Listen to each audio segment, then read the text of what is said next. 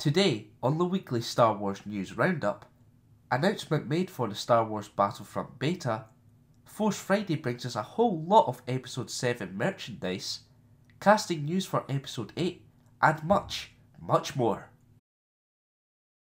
There was no major news on Monday, so let's jump straight to Tuesday.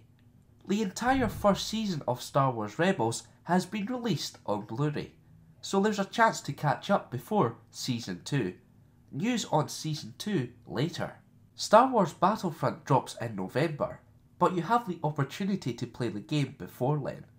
Absolutely anyone has the chance to play the beta, which comes out in early October on PlayStation 4, Xbox One, and PC. All you have to do is sign up. EA also revealed a new game mode called Drop Zone. More details on that in the next few weeks. Moving on to Wednesday, apparently the shortlist for Episode 8's female lead includes Gina Rodriguez, Tatiana Maslany, and Olivia Cooke.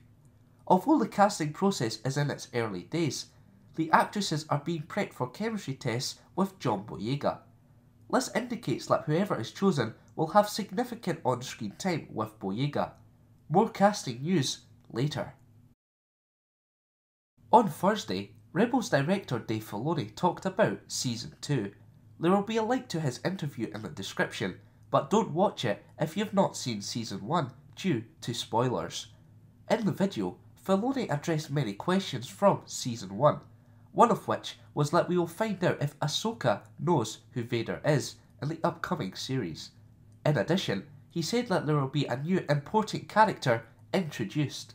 You may know that Benicio del Toro turned down the role of Darth Maul in The Phantom Menace, but it looks like he is going to be in Episode 8. He confirmed the rumours and said filming starts in March. Del Toro revealed his character is, quote, like the villain. This could mean his character is neither good or bad, or he realised he had said too much and tried to hold back a little. Force Friday brought us a ton of Star Wars merchandise, from costumes to toys to Lego. Speaking of which, I will be doing some Episode 7 set reviews coming very soon. With all the new gear, a lot of information has been released on the characters, such as bios on each due to toy packaging and so on. It wasn't all just about merch on Friday. Disney announced that the Force Awakens soundtrack, of course by John Williams, will be released alongside the film on December 18th. It's actually already available for pre-order. The official Star Wars website has started updating its databank with information about the Force Awakens' characters and locations. You should check it out, link in the description.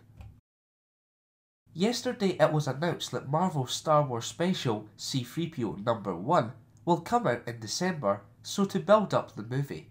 The droid solo adventure will be brought to us by writer James Robinson and artist Tony Harris.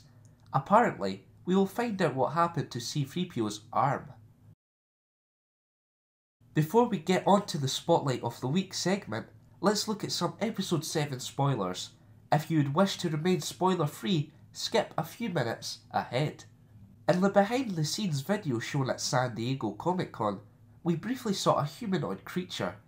Now we know more about this character due to information on the Black Series Toys packaging. Feel free to pause the video and read for yourself.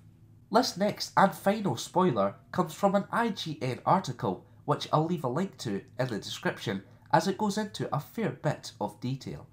Anyway, more information has been released on Starkiller Base, the secret base of the First Order, which is on an ice planet. Just like the Death Star, Starkiller Base has a super weapon capable of destroying star systems.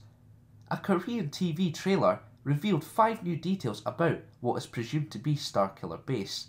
Such details are the possibility of a dictatorship and Kylo Ren being the main man in charge.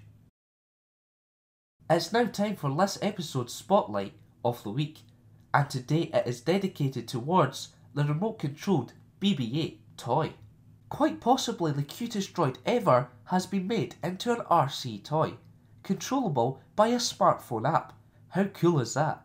It is around the size of a baseball and can move up to 5 miles per hour.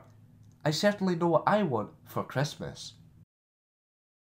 Let me know any news I may have missed that went under the radar this week, and be sure to come back in 7 days for another weekly Star Wars news roundup. Feel free to check out Lando Calrissian's backstory by clicking the video on the left, or the video on the right for a top 5 Jedi list. Thanks for watching, and goodbye. By the age of 17, Calrissian had learned how to play Sabacc, a card game that was usually played for high stakes.